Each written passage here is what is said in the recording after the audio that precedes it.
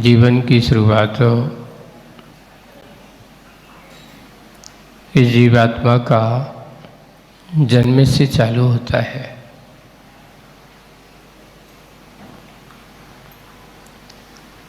बीच का जो पड़ाव है उतार चढ़ाव वाला है,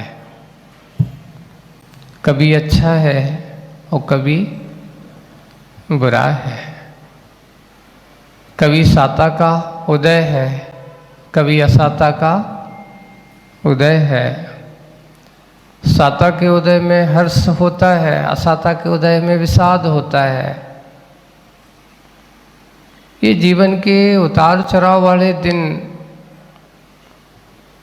हर व्यक्ति के पास आते हैं या हर व्यक्ति के जीवन में आते हैं। अच्छे से अच्छे, बड़े से बड़े महान आत्माएं क्यों ना हो, तुम कहो कि तीर्थंकर के पुरुषों के या तीर्थंकर पुरुषों के जीवन में उतार चढ़ाव नहीं आया क्या? आया है। आदिनाथ भगवान को इस जीवन के उतार चढ़ाव को सामना करना पड़ा है। पार्श्वनाथ भगवान को भी करना पड़ा है, भगवान महावीर को भी करना पड़ा है। ये तो अपन को ज्ञात है, इसलिए उनके बारे में कह रहे हैं। और ना जाने कितने ऐसे महापुरुष हैं जिनकी कथाओं को अपन पढ़ते हैं कि अच्छे और बुरे से भरा हुआ है ये जीवन होता है। फर्क क्या होता है? अच्छाई की स्मृतियां और बुराई की स्मृतियां आपके मानस पटल पर रहते हैं, आएंगी जाएंगी, आएंगी जाएंगी।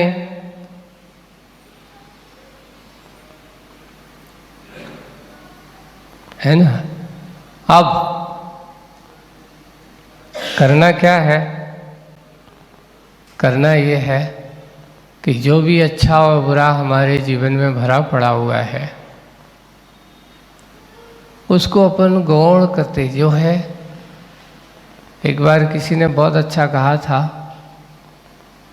कि जो हमने अच्छा किया है उसको भूल जाओ, जो बुरा किया है उसको क्या करो, याद रखो। क्यों? क्यों याद रखें? सावधान रखने के लिए, संभलने के लिए। गलती को अगर याद करोगे पुनः गलती नहीं होगी, और गलती पर गलती करते चले जाओगे तो कभी उसे सुधारने का प्रयास नहीं किया जा सकता। अच्छी की उसमें कहा, लिखा है कि जब भी उपलब्धियां हैं, कोई अच्छे हैं, क्योंकि पुरानी यादों को तुम याद करोगे अहंकार बढ़ेगा, मैंने ऐसा किया। लेकिन जब गलती याद आएगी तो आपको अहंकार क्या होगा? ए संभल के चल, पिछली बार तूने ऐसी गलती की थी, सावधानी से रह, पिछली बार तुझने ऐसी क्या की थी, गलती की थी। गलती आपको सावधानी रखती है, असफलता आपको सावधान करती है। और सफलताओं को ज़्यादा याद करोगे तो आपको क्या हो जाता? मद हो सकता है, अभिमान हो सकता है। इसलिए सफलता की चिड़िया को उड़ा दो और असफलता की बातों को हमेशा अपने पास बिठा के रखो, जिससे कि तुम क्या कर सको। लेकिन ऐसा मत बन लेना कि हम असफल हो गए, पिछली बार असफल हो गए तो अब मैं इस बार सफल नहीं होऊंगा। नहीं, इस बार तो और क्या करूंगा, सफलता के साथ साथ बढ़ते चले जाऊंगा। आप वही है, मन की विसंगति या मन की संगति बिठाने की जरूरत है। उम्र के अनुसार आपके पास जैसे जैसे एक देखिए, एक जीवन का पड़ाव आपका, जो छह ढाला की उस पंक्ति को याद करो अपन कि बालपने में ज्ञान न लहो और तरुण समय तरुणी रत रहो और अर्थ में तक संबूढ़ोपनो कैसे रूप लखे आपनो। अगर ये इनकी अपेक्षा में रहे। लेकिन अगर बचपन में अगर उस बालक को अच्छी संगति मिल जाती है, अच्छे संस्कार मिल जाते हैं,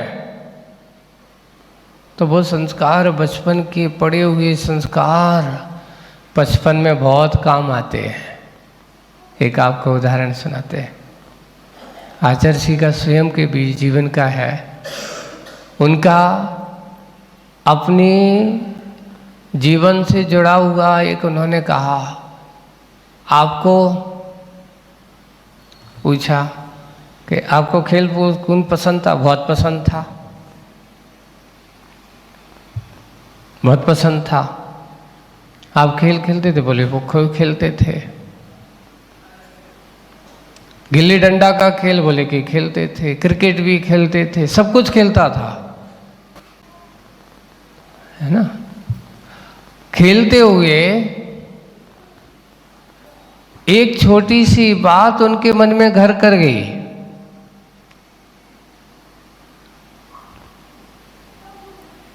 वो बात आचार्य जी से पूछा कि आपकी बातें सही थी? हाँ, बात तो सही थी कि गिल्ली डंडा खेलते खेलते एक बार गिल्ली कहाँ पहुंच गई? एक मुनि महाराज वहीं बैठे हैं, सवल सागर जी महाराज का ऐसा मिलता है। वो वहाँ बैठे गांव के बाहर, वहाँ दक्षिण भारत में ऐसे छोटे छोटे से खेत बड़े थे, तो वहाँ गुफा से में बैठ कर के दिन भर धर्म ध्यान स्वाध्याय ध्यान करते थे। दक्षिण भारत का एक अलग ही माहौल है। यहाँ जैसे अगर आपसे हम चले जंगल अंगल भग जाए तो महाराज घबराओ, हटपटक मच जाए, महाराज कहाँ चले गए। वहाँ पर वो लोग अपने गए चर्या की, शांति से आराम से। गांव के बाहर छोटी मोटी गुफाएं वहाँ पे ऐसी बनी हैं छोटे, तो वहाँ बैठ कर के महाराज लोग दिन भर अपने वहाँ धर्म ध्यान करते। वहाँ बैठे मुनिराज, बालक वहाँ खेल रहे हैं। खेलते खेलते वो गिल्ली एक बार मुनि महाराज के पास पहुँच गई। बालक दौड़ा दौड़ा, कौन? विद्याधर गया, उठाने लगा। महाराज ने देखा, हे इधर आओ, क्या नाम है? तेने बड़े अच्छे से बता दिया, विद्याधर। महाराज कहते नाम तो बड़ा अच्छा है विद्याधर, कछु आता है कि नहीं आता है? तुझे भक्तांबर आता है? किसके बेटे? उनको मालूम था कि मल्लप्पा का बेटा है, उनके पिताजी के अच्छे परिचित थे। अच्छा, किसके बेटे हो? पूरा बता दिया। तो तुझे नाम क्या है? बोले विद्याधर। नाम तो बड़ा विद्याधर है, पर कुछ विद्याएं तेरे पास हैं, तुझे कुछ आता है? तो उन्होंने कहा महाराज जी नहीं आता है। चलो, मुझे 8 दिन के भीतर तुम्हें भक्तांबर याद करके सुनाना है। अब देखिए आप, बचपन में अगर साधु संगति मिल गई तो वो साधु संगति का प्रभाव क्या हुआ। और उस समय खेलते खेलते महाराज ने ऐसा कहा, घर पे आए, माँ से कहते महाराज ने आज हम लोग खेलते समय महाराज मिल गए, महाराज ने कहा है कि अगर तुमने नहीं सुनाया और सुनाना है 8 दिन के भीतर तुझे भक्तांबर सीखना है और याद करके क्या करना है? सुनाना है।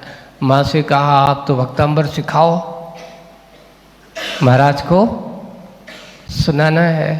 माँ से सीखते, घर पढ़ते और जा कर के 8-10 दिन में अब लटना लग गई। महाराज को क्या सुनाना है? भक्तांबर सुनाना है। जाने लगे और 8 दिन में रोज रोज 2 4 काव्य सुनाते सुनाते 8 दिन के भीतर भक्तांबर का पाठ याद करके कंठस्थ करके क्या कर दिया? सुना दिया। अब यहीं से ज्ञान की ज्योत जल जाती है, यहीं से उनकी लगन लग जाती है, बीज पड़ गया। जब महाराज श्री विद्याधर 7-8 साल के थे, 8-9 साल के आचार्य जी ने सुनाया। पास में एक सेठवाल गांव है, वहाँ पे आचार्य शांति सागर जी महाराज का संग आया। वहाँ पंचकल्याणक हो रहा था सेठवाल में, सदलगा से ज़्यादा दूर नहीं है, पास ही है। वहाँ पर पंचकल्याणक हो रहा था। शांति सागर जी महाराज वहाँ एक छोटे से बालक ने जब उनको देखा, वहाँ देख कर के मन में विचार किया और एक ही मन में विचार आया कि मुझे भी अब इन जैसा बनना है।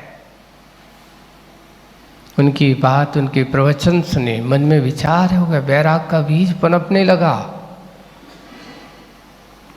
मुझे भी इन जैसा बनना है।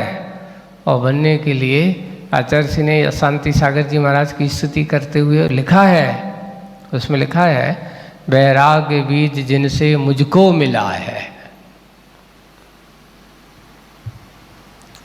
कुछ छोटी सी उम्र में ऐसा है, वही बड़ा होते होते जैसे ही 15, 16, 17 साल के बालक होते हैं, छटपटा रहे हैं कि कैसे ही यहाँ से निकले, और आखिरकार रातों रात भाग करके आचार्य देशभूषण सागर जी महाराज के पास आ गए। जयपुर में, यहाँ राजस्थान, कहाँ दक्षिण भारत, वो कहाँ राजस्थान। बस इतना ही है कि बचपन अगर संस्कार से युक्त है तो समझ लेना आपका और उसके परिवार का पूरे के पूरे परिवर्तन का कारण हो सकता है। एक व्यक्ति घर पर सुधरता है तो अनेक व्यक्ति को क्या कर लेता वो अपनी दिशा में। जैसे कि घर पर एक अच्छा उच्च शिक्षा प्राप्त करके कोई अच्छे पद पर पहुंच जाता है, सरकारी सर्विस में आ जाता है, इंजीनियर डॉक्टर बन जाता है, तो उसकी देखा सीखी पीछे वाले भी कहते हैं कि मुझे भाई जैसा बनना है,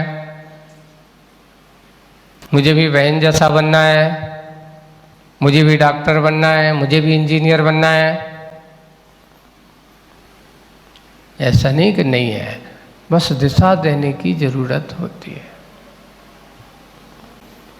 बस वही है, आज हम कुछ करें या ना करें, पर स्वयं दशा अपनी अच्छी रखें, दिशा अच्छी रखें, अपने बच्चों को भी सही दिशा की ओर ले जा सकते हैं। कल जो अपन ने यहाँ जो पढ़ा कि मन में ना जाने कितने कितने विचार, कितने कितने विसंगतियां हम पैदा कर लेते हैं, विचारों को जन्म दे देते हैं, सोच सोच कर कि मन की खटिया पर बैठ कर के क्या क्या सोचा करते हैं। इतना सोच लेते, इतना सोच लेते हैं कि उनके बारे में सोचते हैं। और जैसे जैसे आप कर्म का बंद करते हो वैसे वैसे और उसमें क्या होता है, कर्म का आश्रय और होता चले। हाँ, एक बहुत अच्छा सिद्धांत की बात और आपको विशेष रूप से बता रहा हूँ कि देखो कर्म की खटिया कैसे बनती है। मुख्य रूप से आप देखिए कर्म की खटिया कैसे बनती है। तो बोले कि खाट में क्या होते, 4 पाए होते हैं, है ना, और फिर उसको 2 सीरा होते, 2 पाटी होती हैं। कितनी लकड़ियां होती हैं बताओ खाटिया में? पलंग है, खटिया में कितनी लकड़ी होती हैं? 8 होते हैं। वैसे ही हमारे आचार्यों ने बहुत अच्छा चिंतन उसमें करते हुए कहा कि सबसे ये बताओ कि ये कर्म की खटिया किस पे खड़ी होती है। तो बोले कि 4 पाए पर खड़ी होती है। पाए अगर नहीं है तो खटिया हो ही नहीं सकती।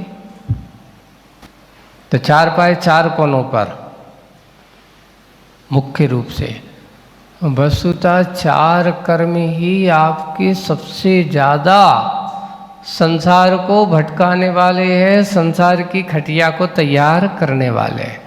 अगर वे 4 पाए निकाल दो तो उस खटिया की क्या हालत होगी बताओ। दोनों पार्टी और दोनों सिरा कहाँ रखे होंगे? जमीन पे पड़े मिले। अब हैं तो, लेकिन उनका कोई अस्तित्व नहीं है। वैसे ही अपने यहाँ 8 कर्म में सबसे ज्यादा पाए के रूप में 4 कर्म कौन कौन से हैं?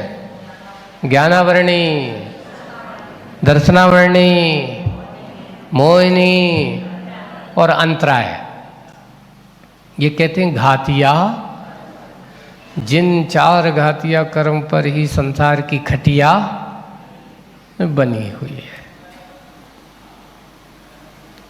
इन 4 कर्मों के ऊपर ही संसार की खटिया बिल्कुल बनी हुई है। ये कहो कि खटिया खड़ी हुई है और जिस पे ये जीवात्मा आराम से मोह की निद्रा में सोता रहता है। अब इसको खुला है तो करना क्या है? ज्ञानी लोग करते हैं। हमारे भगवंतों ने, अरहंतों ने क्या किया? सबसे पहले खटिया की मूल अस्तित्व को मिटा दो, 4 पायों को अलग कर दिया। अब खटिया पर तो है, पर खटिया कहाँ पर है? जमीन पे आ गई है, आपका धर्म नहीं है। धीरे धीरे धीरे धीरे एक एक करके सिरा और पाटी रह गया। अभी संबंध है, 2 बड़ी लकड़ी 2 छोटी लकड़ी। अगर समान लकड़ी चौकोर बनाओगे तो चौकोर भी हो सकती खटिया, ऐसे नहीं कि ऐसे नहीं, आयत भी बने ऐसे कोई जरूरी तो, लेकिन ज़्यादातर आयत ही रहती है। ओ आयु, नाम, गोत्र और वेदनी, इनकी दशा है। इसके ऊपर पूरा का पूरा जाल आप बुन करके रखते हो, रिश्तों का, संबंधों का। ये अघातिया कर्म की दोनों 4 लकड़ियां हैं, इनको एक एक करके निकालते जाओ, निकालते जाओ। अब आप ये बताओ, जिस दिन तुम्हारे ये सारी 4 लकड़ियों का संबंध टूट गया, अब आपको कितनी भी डोरी बांधने की कोशिश, डोरी बंधेगी क्या? लकड़ी नहीं, बंधे किस पे? रस्सी बंधे किस पे? कर्म की खाट खत्म, अब संबंध नहीं। कौन सा संबंध है बताओ? सिद्धों से आज पूछना कि तुम्हारे कितने संबंधी हैं, तो बोले जिनके पास संबंधी उनके होते हैं जिनके पास बंधी हों।